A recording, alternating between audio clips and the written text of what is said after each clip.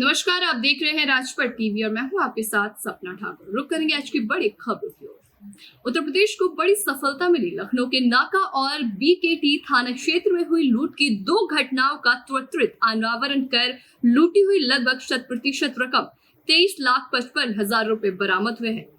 बता दें कि 20 जून 2023 को नाका और बीकेटी थाना क्षेत्र में लूट की 2 घटनाएं घटित हुई थी। दोनों घटनाओं में लुटेरों द्वारा अपने आप को पुलिसकर्मी बताकर और पुलिस का फर्जी आई कार्ड दिखाकर व्यापारी के पास मौजूद नकदी का कोई रिकॉर्ड नहीं होने की बात बताकर उसको थाने ले चलने का हवाला देकर डरा धमकाकर लूट की घटना कारित की गई थी। इन दोनों लूट की घटना के त्वरित खुलासे पर डीजीपी उत्तर प्रदेश द्वारा लखनऊ पुलिस की टीम के लिए 25,000 रुपए के पुरस्कार की घोषणा की गई है। दिनांक 20 जून को जो है लखनऊ कमिश्नरेट में 2 घटनाएं हुई थी लूट की। एक जो है थाना नाका इंडोला में और एक जो है थाना बीकेटी के अंदर हुई थी।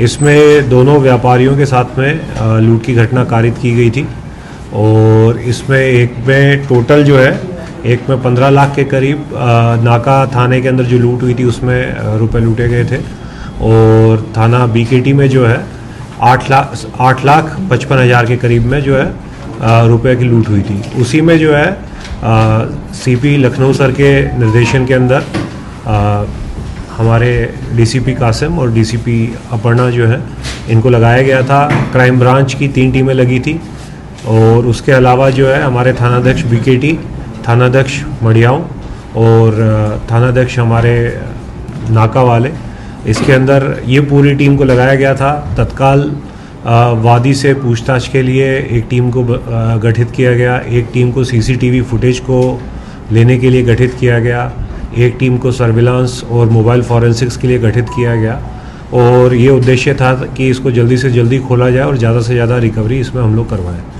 उसी के अंदर जो हमारी टीम है उसके संयुक्त प्रयासों से संपूर्ण रिकवरी इस दोनों लूट में जो लूटी गई संपत्ति थी उसकी की गई है और इसमें जितने भी अपराधी थे सबकी गिरफ्तारी जो है इतने कम समय के अंदर संयुक्त प्रयास से लखनऊ कमिश्नरेट के अंदर पुलिस के द्वारा की गई है।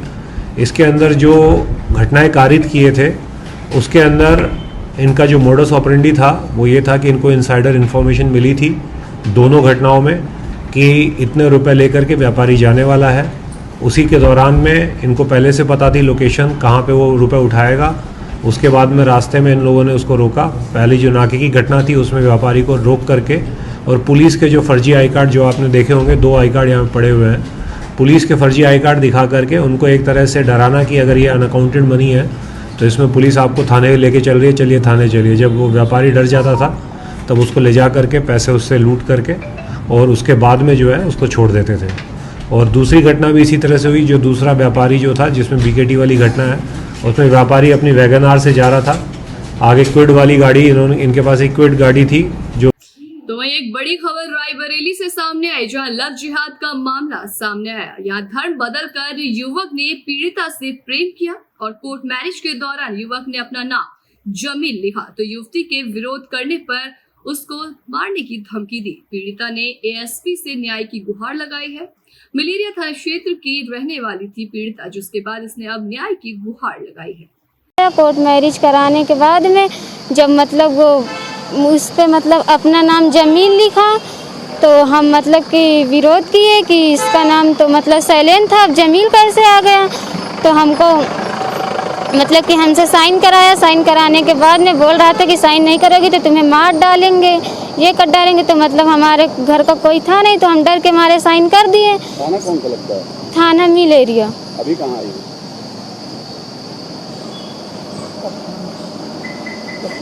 कप्तान। क्या कहा इन्होंने? इन्होंने कुछ नहीं बोला, फॉर्म ले लिया। फॉर्म लेने के बाद में मतलब कि कुछ लिखा, कुछ लिखने के बाद में बोल दिया कि जाओ काम हो गया। जनपद बहराइच के ब्लॉक चित्तौरा में तैनात सफाई कर्मचारियों से गांव की सफाई का कार्य कराया जा रहा है। डीपीआरओ के सरकारी आवास पर सफाई कर्मचारी दिहाड़ी का काम कर रहे हैं आपको बता दें कि गांव में साफ सफाई व्यवस्था शून्य है और साहब को खुश करने में जिम्मेदार सरकारी लोग जुटे हुए हैं। आदेशों को दरकिनार कर डीईओ एडीओ पंचायत ने डीपीआर को आवास में निर्माण कार्य करने के लिए ड्यूटी लगाई। एडीओ पंचायत ने ड्यूटी लगाने के लिए सफाई कर्मचारियों की लिस्ट बनाई है। 12 सफाई कर्मचारियों का हर दिन डीपीआरओ के आवास निर्माण में ड्यूटी लगती है। अब बड़ा सवाल ये है कि जब जिले बड़े अधिकारियों द्वारा सफाई कर्मचारियों की ड्यूटी आवास निर्माण सफाई कर्मचारियों को गाड़ी चलवाने के लिए ब्लॉक मुख्यालय पर रखा जाता है तो गांव की सफाई व्यवस्था का क्या ही होगा। आप सफाई कर्मचारी ब्लॉक अध्यक्ष चित्तौरा हैं जी। अच्छा, आपकी ड्यूटी कहाँ पे है? मोहम्मद नगर। दोबारा ले गड़बड़ाएगा। जब आप अध्यक्ष हैं, आपको अपने गांव का नाम नहीं पता है, फिर काम कैसे होता है? ये क्षेत्र में पोस्टिंग हमारा है। अच्छा, यहाँ कितने सफाई कर्मियों को लगाए हैं आप? साहब जाने किसके आदेश पे आप लोग आए हैं? रेडियो पंचायत रेडियो पंचायत साहब ने क्या कहा था? इनकी डीजल साहब जो हैं काम कर रहे थे। गांव का काम कौन करेगा?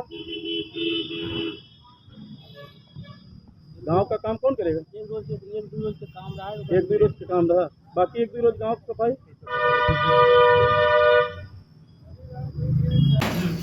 क्या नाम है? छोटे। कहाँ क्या हो तुम? सफाई कर्मी हो? कहाँ पे तैनाती है आपकी? हाँ, सैनवाजपुर। कई दिन से यहाँ काम कर रहे हैं? अच्छा, गांव में कौन काम कर रहा है? कोई नहीं। भैया आप पवन कुमार, कहाँ आपकी तैनाती? रेवली। यहाँ कितने दिन से काम कर रहे हैं? 3 दिन से। अच्छा, और वहाँ गांव में? गांव में कौन कर रहा है काम? सर गाँव में कोई नहीं कर रहा है। आप भैया? गुदनी वसाई। क्या नाम है? संतोष कुमार। अच्छा, गांव में कौन काम कर रहा है इस समय? कोई नहीं कर रहा है। यहाँ कितने दिन से काम कर रहे हो? 3 दिन से। किसने बुलाया था आप लोगों को काम करने? किसने का आदेश दिया था? किसके आदेश पे आए हो? साहब अध्यक्ष लगाई ना है। हाँ, जो अध्यक्ष होते हैं। अध्यक्ष कौन है? गुलाम जिलानी है। गुलाम जिलानी, वो अध्यक्ष हैं जी। सफाई कर्मचारी जी। अच्छा, क्या कहा था उन्होंने? उन्होंने कहा था कि जाइए वहाँ पे काम करिए। अच्छा, गांव में काम? गांव में वैसे पड़ा है जी हाँ। जैसे कोई सफाई कर्मचारी की नियुक्ति होती है तो उसके स्थान पे क्या उसकी पत्नी, उसका बेटा ड्यूटी कर सकता है? किन परिस्थितियों में कर सकता है? अगर पत्नी बीमार है तो पति काम कर सकता है। कितने सफाई अगर पत्नी सक्षम है काम करने के लिए जी, तो पत्नी काम करेगी। कितनी सफाई कर्मचारी आपको आवेदन कर चुके कि हम बीमार हैं या किसी प्रकार से मेरे सामने परेशानी है? अभी हमको यहाँ 10 दिन हुआ ज्वाइन किए हुए जी, तो अभी यहाँ की पूरी जानकारी अभी नहीं है। ठीक, 10 दिन हुआ हमको आए हुए केवल। जनपद उन्नाव में भगवान जगन्नाथ की रथ यात्रा निकाली गई, जहां लक्ष्मी टॉकीज के सामने से दिनेश्वर मंदिर में पूजा अर्चना करने के बाद इसकी शुरुआत हुई। हर्षोल्लास के साथ महिलाएं, बच्चे, पुरुष सभी बाबा जगन्नाथ की यात्रा में सुभद्रा, बलदेव जगन्नाथ कराते हुए सभी भक्तों ने पानी बरसाते हुए भाव विभोर होते हुए साथ चल रहे थे। साथ चलते हुए दिखे, जहां सदर विधायक पंकज गुप्ता, विमल द्विवेदी मौके पर बाबा जगन्नाथ की यात्रा में शामिल रहे। बाग झांकी निकलवाई गई, जहां जिला अध्यक्ष सहित सभी ने भगवान जगन्नाथ की यात्रा में रथ के साथ खींचते हुए आगे बढ़े। ऐसी तमाम बड़ी खबरों के लिए देखते रहिए राजपट टीवी, सबसे पहले भारत।